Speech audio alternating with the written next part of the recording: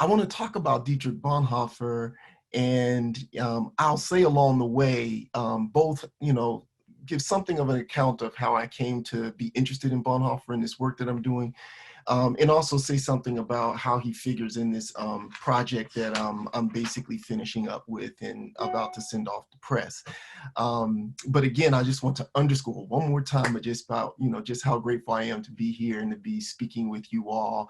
And I'm not going to talk the entire time, so I want to just go ahead and let you know that now.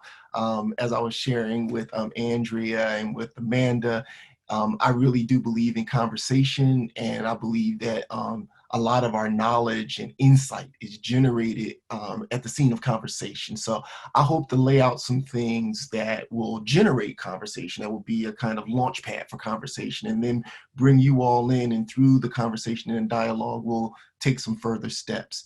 So that's what I want. That's the first thing I'll say. The second thing I'll say before officially lifting off is to say that I believe I'm coming back next week as well. And so I'm imagining this as perhaps one long conversation or a two-part conversation. So everything that I would love to say is not going to be said at this point, but I want to kind of build it up in a two-step process.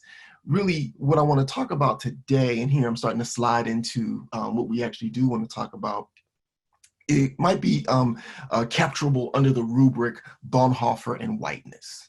Bonhoeffer and Whiteness. And it's bound up with a chapter that I have in this book that I'm finishing off. And I'll say more about that book in a little bit, but there's a chapter in it on Bonhoeffer, and it is sort of my first, I imagine my only, but when you make those kind of declarations, they come back and bite you. So I hope it's my only, I think it's my only statement about my relationship to and thinking with Bonhoeffer. It'll appear in this book that I'll tell you about in a little bit. But today, we might think of today and next week as a conversation and a meditation on Bonhoeffer and whiteness, or Bonhoeffer's relationship to whiteness and Bonhoeffer's struggle with whiteness, specifically in his own context as a German of the mid-20th century, whiteness in its German form, or what we might simply reduce down to the word Aryanism. But I see Aryanism as one particular nationalist stage on which the question of whiteness has been constantly adjudicated and being worked out. That is to say that there's an Aryan version of whiteness. We might say that there's a kind of French instantiation and practice of this. We might say there's an American instantiation and practice of the British, et cetera, et cetera. And these things are connected, but they have their own peculiarities with respect to the specific national, nation state scene in which those versions of whiteness are working themselves out. So we'll have something to say a bit about that. But just at the beginning stages, we're interested in Bonhoeffer's relationship to whiteness. And more specifically, we're interested in Bonhoeffer's relationship to whiteness, or what it might mean to ask this question around Bonhoeffer in the specific current US and global situation right now.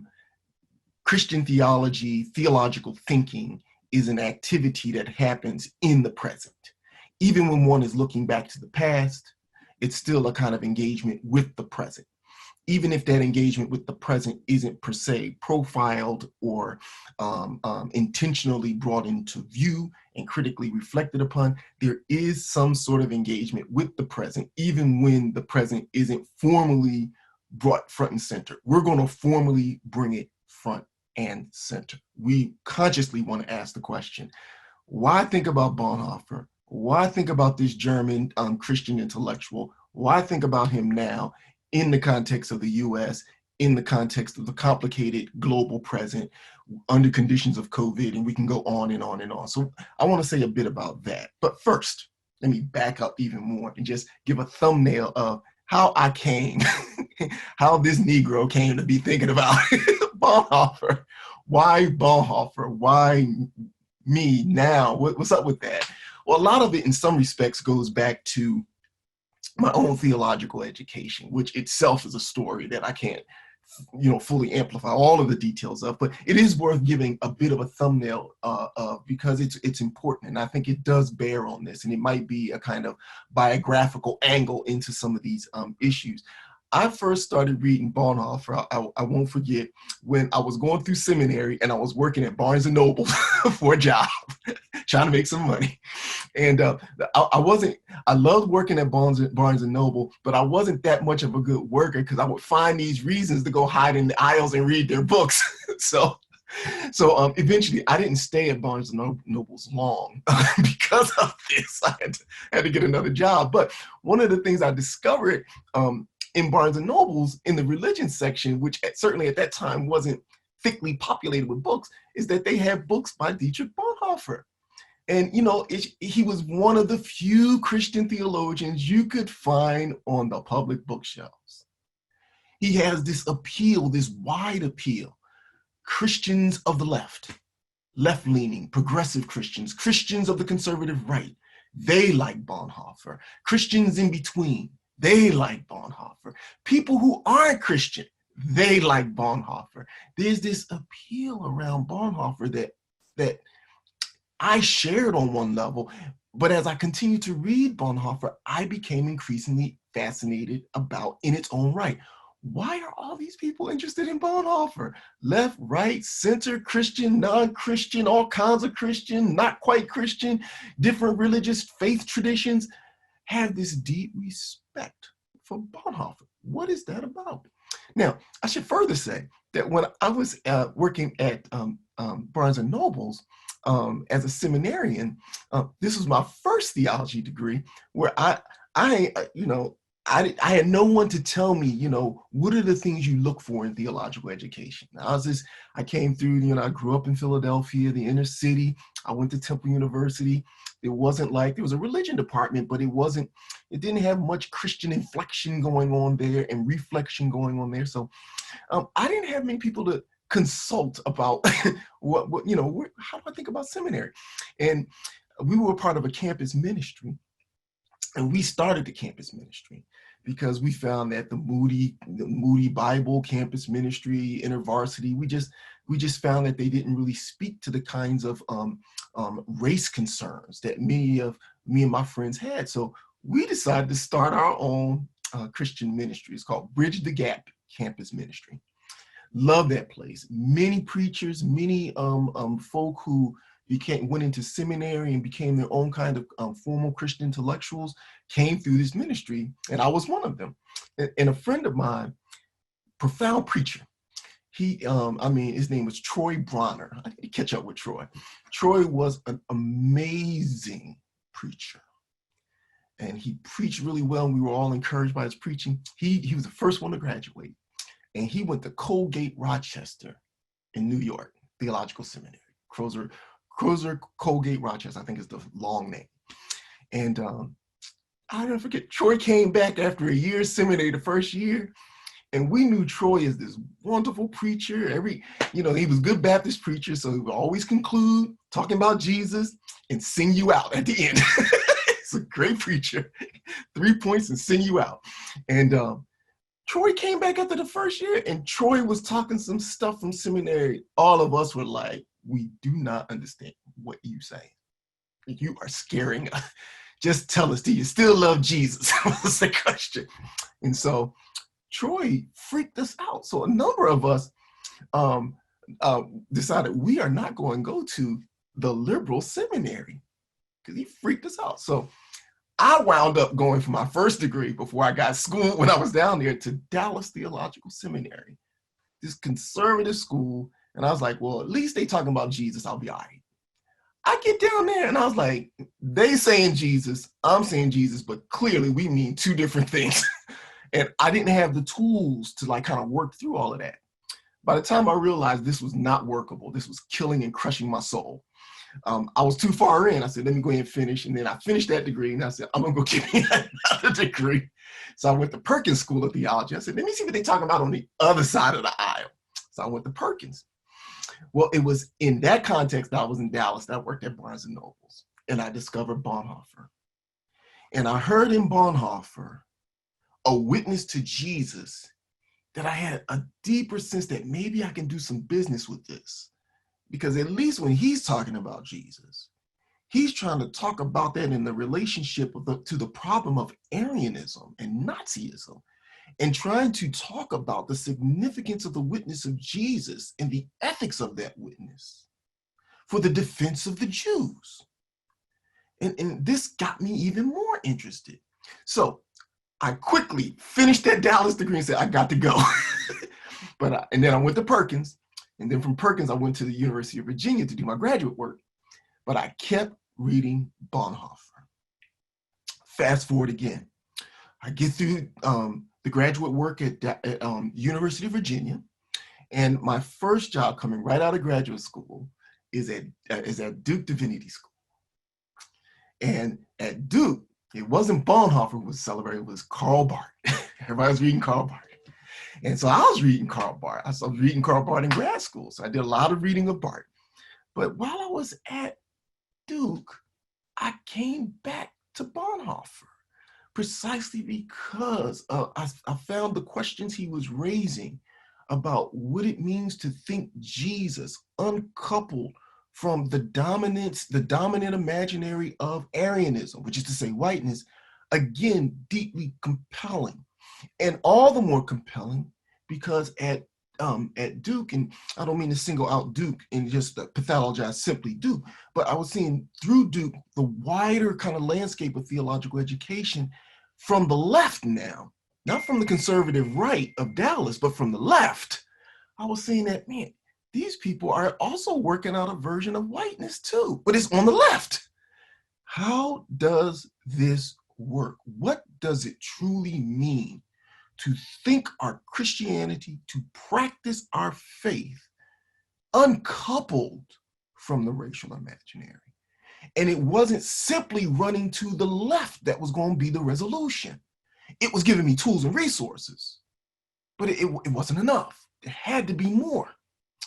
That's the backstory of me starting to teach around and think, come back to Bonhoeffer. So for 10 years, I taught courses on Dietrich Bonhoeffer at Duke. So this is my first kind of, as they say, coming out around Bonhoeffer. It's like, yeah, I read Bonhoeffer.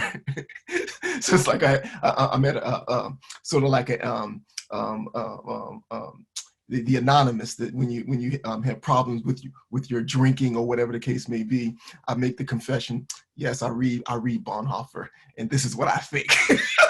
So this is my first time really trying to synthesize my thinking in some sort of public way about why Bonhoeffer matters. Now, I'm going to tell you up front, I'm not going to hide my punchline, because I want you to at least be thinking about it, tracking with it in everything I say, and then you can determine to what degree do I buy this, and we can talk about it. So I'm not going to bury the lead, I'm bury the punchline. Here's the punchline, here's the lead. Bonhoeffer is profoundly important in helping us think through the religious and specifically the Christian theological machinery that drives whiteness. And by whiteness, I don't simply mean white people. It's connected to white people, but I don't simply mean white people. I mean a social imaginative institution of how we think our connectedness to each other, our fundamental lives together. Bonhoeffer understood that Christian discourse, Christian language, Christian grammar, a Christian imaginary around Jesus was mobilized to break down the very possibility of us understanding our connectedness to each other.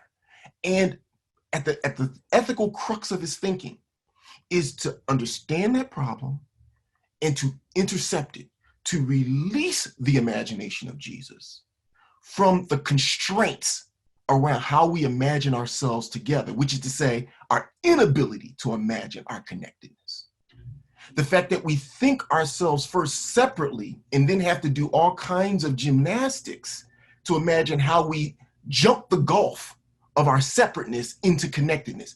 Bonhoeffer understood that that was a fundamental mistake. And he understood that at the core of that mistake, it revolved around how Nazism was working. He saw that mistake cashing itself out through Nazism, through the statist practices of German National Socialism, his beloved country. He wanted to understand it, intercept it, and release the imagination of Jesus towards understanding and thinking towards our connectedness first. This, for me, is one of the most important insights of Bonhoeffer. And yet at the same time, I told you I wasn't going to bury the lead. Here's the other side of it. The other side is this, to state it bluntly, Bonhoeffer failed. He failed in this. His deepest insight is profoundly onto something, but his ability to actually cut into the deepest levels of that problematic of the imagination of separation, difference as separation, rather than difference as entanglement. His fundamental insight into this problem and his effort to sort of cut inside of it and to imagine something beyond that, a reimagining of Christianity, it at the end of the day, I'm going to argue it fails. Full stop. Take that all in. As I sometimes say to my students, get your tobacco, put that in the pipe, and now take a smoke. Take a drag on that. Because I want to pull out some more implications from this. The point I say to my students and that I want to offer to us this morning is not that Bonhoeffer is therefore a problem and we should not read him. I don't draw that conclusion. I do respect and honor the fact that there is an important critique out there among many intellectuals who I learned from and consider myself comrades with, who will say, listen, why read just another dead white man? I hear that. But I also respond and say, you know, these thinkers do not belong to a so-called white canon. They don't belong to that. I can engage them too. And I can learn something even if that learning happens through a kind of negative learning, if I can put it that way. Which is to say that my relationship to Bonhoeffer, my thinking with Bonhoeffer is not hagiographic. I do not offer him up to any of us here as in the mode of hagiography. I don't want to saint him, as it were. I want to read him as a serious Christian, a Christian trying to figure out, what does it mean to be Christian? Is it even possible to be Christian, given the ways in which Christianity has been commandeered into the racial capitalist practices that belts the planet? This is, I think, Bonhoeffer's deepest question. And his struggle with that question, and even his inability to fully cut into the deepest levels of that question, still reveals something to us. So my engagement with Bonhoeffer is not with a view to offering him up as having a solution. And this is where I break from those who read Bonhoeffer either from the left or from the right, and often from the center or from other kind of vantage points that want to hold him up and kind of honor him and hagiographize, can I make that word up? Him. I'm not doing that. I want to think, what did Bonhoeffer understand? How did he understand it? And if it broke down, why did it break? Can we learn something about where it broke down that could open up for us our own critical capacities to think beyond Bonhoeffer? That's where I come in with Bonhoeffer. So this is not an attempt on my part to historically merely reconstruct Bonhoeffer. I'm a constructive, critical, present theologian. I am trying to understand the world we live in. I'm trying to think Bonhoeffer in the context of the US. I'm trying to think Bonhoeffer globally in the context of the present global situation. And to break this down even further, I'm trying to think Bonhoeffer's insight into the operations of religion and the limits of his insight into the operations of religion in the US context and with respect to globality. I'm trying to think Bonhoeffer, in other words, politically, against the present political situation, racially, against and in relationship to the current racial violence that we see afoot and the protests that are happening in relationship to that. I'm trying to think Bonhoeffer, shall we say, with respect to issues of class, right? The poor, the not poor, the wealthy, et cetera, et cetera. Those are the vectors I'm trying to come at Bonhoeffer through. I'm trying to think Bonhoeffer in relationship to the Palestinian struggle with Israel, how that is a moment of globality through which we can understand how the globe has been organized and what Christianity has to do with that. I'm trying to think Bonhoeffer in relationship to COVID-19, how that pandemic, how that virus works through other viruses that have structured the planet. What does Bonhoeffer say to that? How does a reading of him illuminate these questions? Let's go a little bit further into this, because now we're starting to get into the nitty-gritty. I want to think Bonhoeffer in relationship to what one scholar, her name is Denise Ferreira da Silva, has called the global idea of race. Race, not merely as that which is imposed upon us through which we think our individuality. Race, not merely as that through which some of us come to say, I am white, I am black, I am Asian. The way in which that I am, the I of an identity, gets refracted and concluded upon a racial a racial term. I am white, black, Asian, whatever have you, right? Not race in those terms. Denise da Silva invites us to think about, almost in a way that reminds us of W.E.B. Du Bois, she invites us to think about race as a way that the planet has been organized. She thinks race spatially and temporally.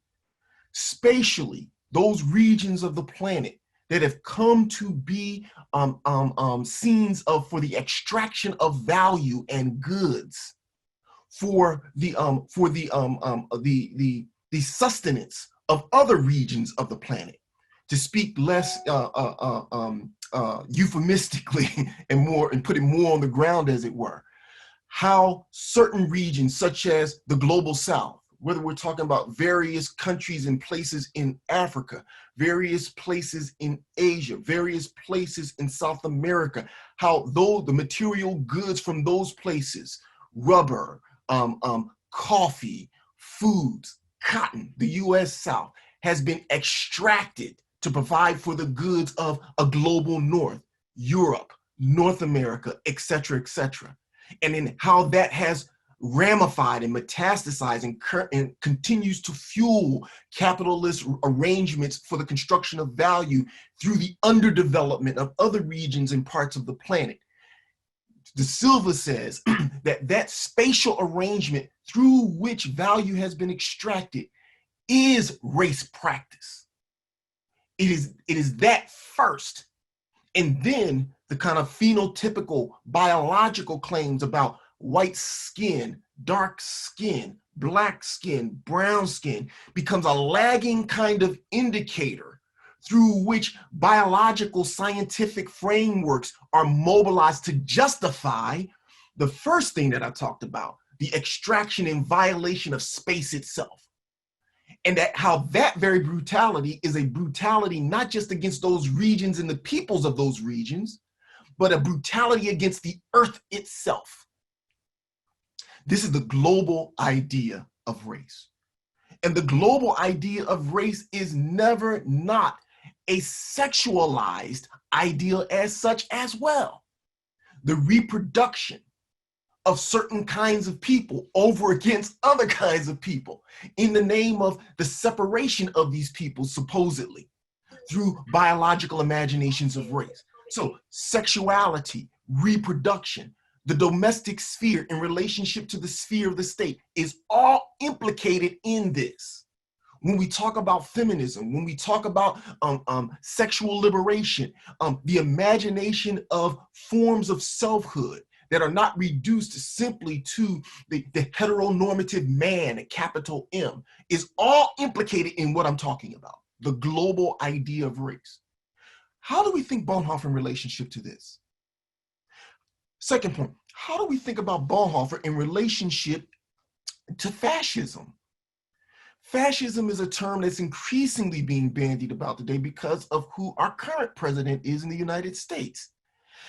We can go back, for example, to June the 1st of this year, in which President Trump ordered the State Department and the military to clear out Lafayette Park in front of the White House, for him to march his way over to, I think it's St. John's Episcopal Church for a photo op, holding up a Bible, tear gassing the protesters, peaceful protesters no less, along the way.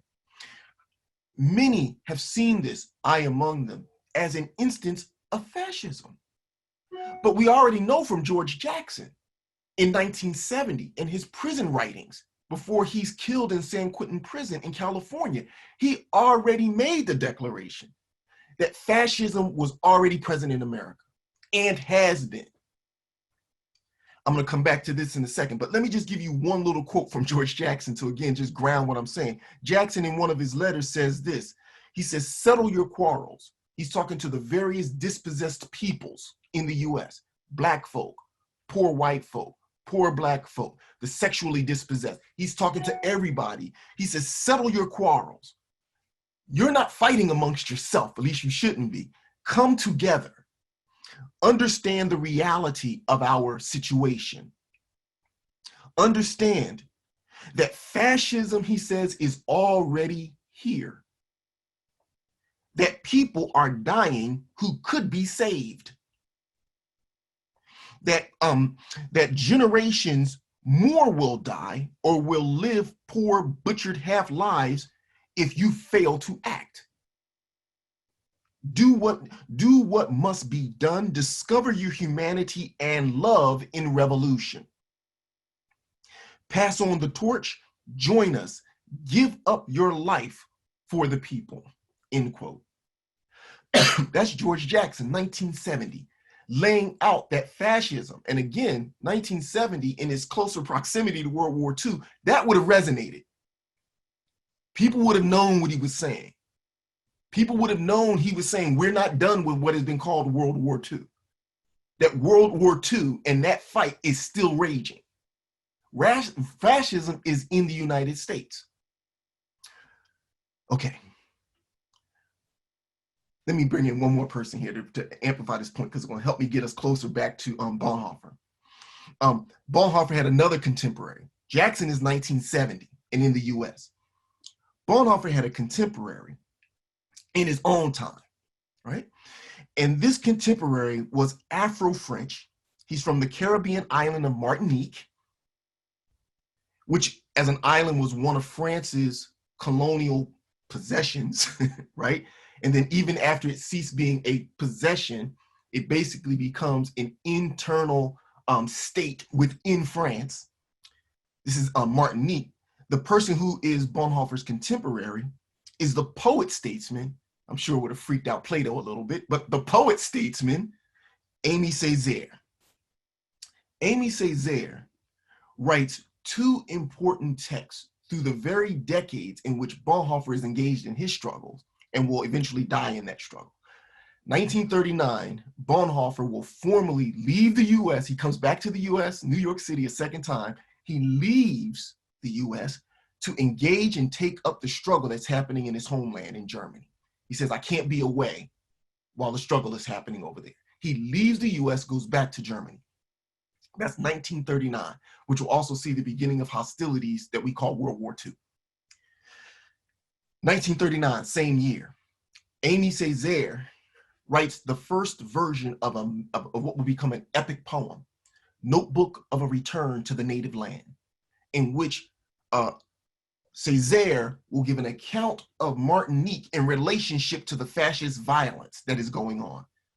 He will write about 4 versions of this essay, each one expanding. They're serially developed. The last version, I think, will be finalized in 1956. But in 1950, he writes a series of lectures called Discourse on Colonialism, which I read as the prose complement to the poetry. And that prose complement makes some profound claims about what Hitlerism or fascism represents. I have my book here. I'm going to read a couple of these because you just got to hear it. Again, this is Dietrich Bonhoeffer's contemporary. Bonhoeffer is trying to struggle with the meaning of Hitler and Hitlerism and fascism.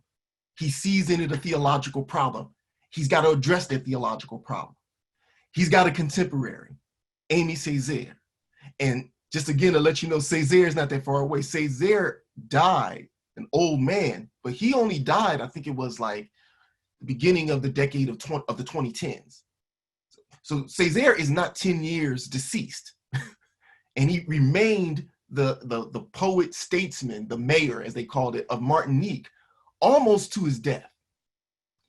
He starts writing as a very young man this poem, and he publishes it, the first version of the first year that of World War II, the very year that Bonhoeffer is doing his thinking. And these are some of the things that Césaire says. Césaire says, I'm gonna watch my time here. Okay, I knew this was gonna happen. Let me watch my time here. Césaire says this.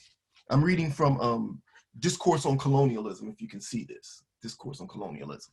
Césaire says, describing the savagery, as he says, that's happened in Europe.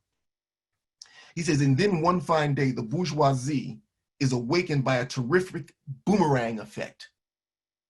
The Gestapos are busy, the prisons fill up, the torturers standing around the racks invent, refine, and they discuss.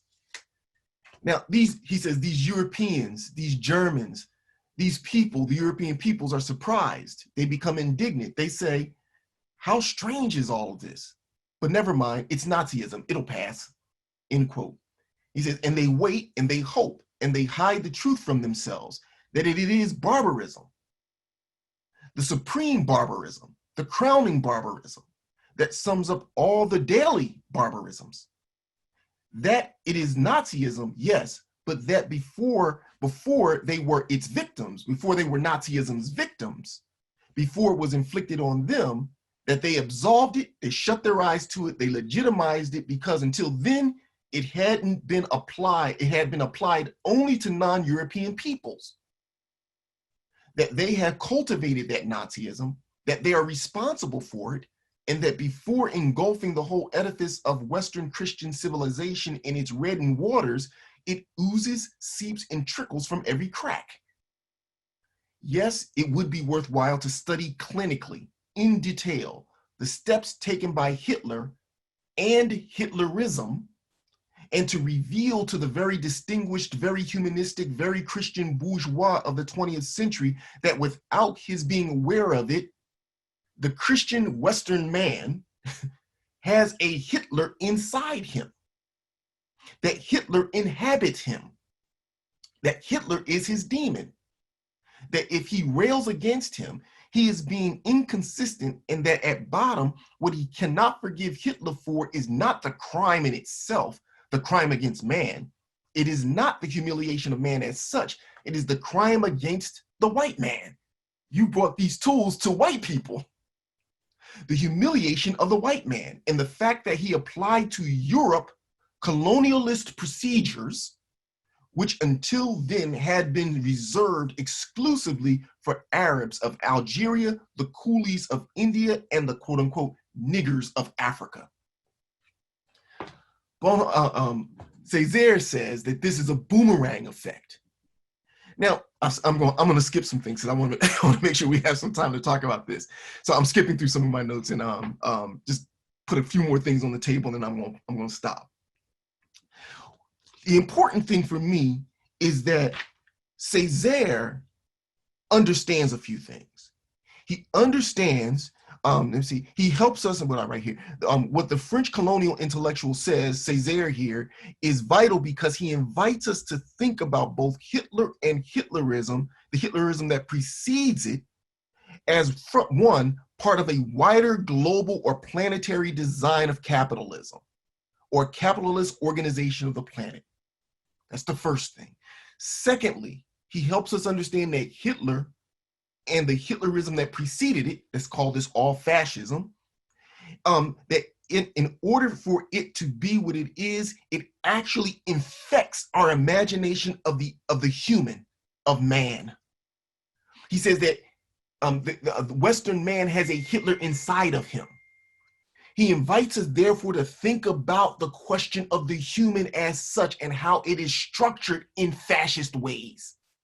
That's the second thing. Third, Aimé Césaire invites us to think about fascism, Hitlerism, as ultimately the manifestation of a diseased and problematic religious imagination. Remember what I read there. He talks about, he goes out of his way to bring out the Christianity in all of this. It's a diseased and problematic religious imagination. Even George Jackson picks up on this point. After Césaire, he will say that at the heart of American fascism is a kind of disease of what he calls the collective psyche, what we might call the collective soul. That at the heart of that disease is a kind of atrophying of our ways of understanding our connectedness, which is why he must summon us to not think of ourselves as separate, but to gather together. All of this, Bonhoeffer too is wrestling with. The key text that I'm going to walk us through next week is through, there's so much we could look at. I'm going to limit our conversation to one important text that I think really gathers all of these issues together. It's the second chapter in Bonhoeffer's book called Ethics. That chapter is called Ethics as Formation. Ethics as Formation. There we will see Bonhoeffer wrestling with, and again, let me pause just a second to date this text. Ethics as Formation and the posthumously published book called Ethics. It was published after his death. He starts writing this in 1939, the moment he gets back to Germany. And he's writing it on the sly, undercover. He joins, because his family has connections with various people in the German government, he gets a government job. And from the inside of the German government, is able to get information about the war and to funnel that information back out to the Allied powers, friends that he has in Britain, in the UK, and how that information will then make its way to the US. Bonhoeffer is a spy. My man is working against his government. And simultaneously while he's doing that, at night, he's writing theological reflections, basically justifying, explaining why he's doing it. And what he does in Ethics as Formation is he basically gives you the Christological architecture about why he's doing what he's doing. His efforts to uncouple Christianity from the Nazi, which is to say the white imaginary. And he gives you his effort to really lay out how Christology ought to work. Now, again, we gain profound insight in what he's doing, but I'm also going to argue that at the end, it still even fails, notwithstanding whatever success we want to glean from what Bonhoeffer did. And throughout that chapter, Ethics as Formation, we will see Bonhoeffer dealing with the very 3 points that Césaire is trying to deal with. We're going to watch him see how Hitlerism is connected with something bigger than just the German state. It's connected with the West itself. We're going to see that. We're going to see him address Hitlerism as connected with the problem of man. The trope that runs through the entirety of that chapter is both an echo of Nietzsche's Ecce Homo, but also an echo of that phrase coming out of the Vulgate Latin of the Christian Bible and the story of the crucifixion of Jesus. Behold the man, Ecce Homo. What is man? Who is man? It's the anthropological question. The question of political anthropology, man as a figure and a citizen of the state, but it's also the theological anthropology question. Who is man, air quotes, before God? He deals with that in his piece. And then finally, it's quintessentially a Christian imagination problem, a problem of the religious imagination. He will argue that the imagination of Jesus funds the imagination of man or the human as it has been connected with the state, and that is a problem, and we must reimagine the identity of Jesus to address this problem. And therefore, that text is a meditation on the identity of Jesus, just as at the same time, it's a meditation on the identity of the human. It's profoundly insightful. And when you walk through it, it will suck you in because you're like, oh my God, I think this works. Only to discover, oh my God, it doesn't quite work. But we got to understand why.